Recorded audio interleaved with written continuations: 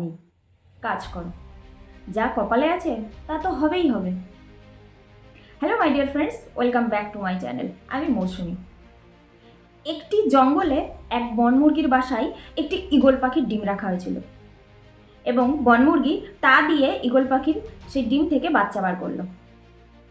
আস্তে আস্তে ঈগল পাখিটি বড় হতে থাকলো, কিন্তু সে যেহেতু বনমুরগিদের বাসাতেই ছিল তাই নিজেকে সে বনমুরগির ভাবতে শুরু করলো।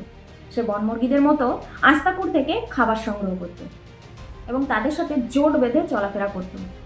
সে 3 থেকে 4 ফুটের বেশি উড়তে পারতো না। একদিন সে তার সঙ্গীদের সঙ্গে জঙ্গলের মধ্যে দিয়ে যাচ্ছিল।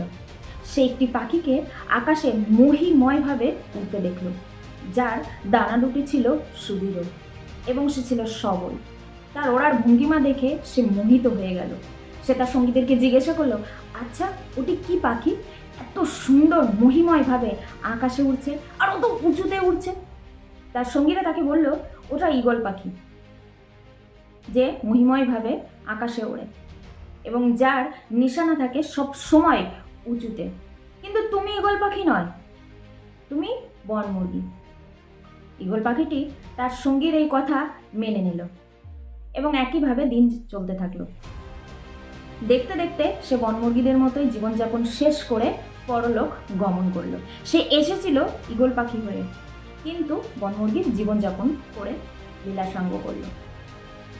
আমাদের চারপাশেও এরকম পরিবেশের শিকার আমরা সব সময় হই। আমাদের মধ্যে কি করার শক্তি আছে, আমরা কি করতে পারি, আমাদের দৌড় কত দূর, আমরা অনেক সময় সেই ডিসিশনটা অন্য মানুষের হাতে ছেড়ে দিই। আমরা নিজেদেরকে কখনো চেনারই চেষ্টা করি না যে আমি আসলে কি করতে পারি। হতেও তো পারে যে আমার মধ্যে নিজের স্বপ্ন পূরণ করার ক্ষমতা 100% আছে। আচ্ছা, জীবনটা তো আমার, তাহলে ডিসিশনটা কেন আমার নয়? কেন আমি কি করব তার ডিসিশনটা অন্য কেউ নেবে? আর এটা 1-2 দিন নয়, বারবারই আমাদের সাথে হয়ে থাকে। বাট মাই ফ্রেন্ডস, লাইফটা আমার, ডিসিশনটাও আমার নেওয়া উচিত, কারণ আমার থেকে বেশি কেউ জানে না আমি সব থেকে বেস্ট কি করতে পারি।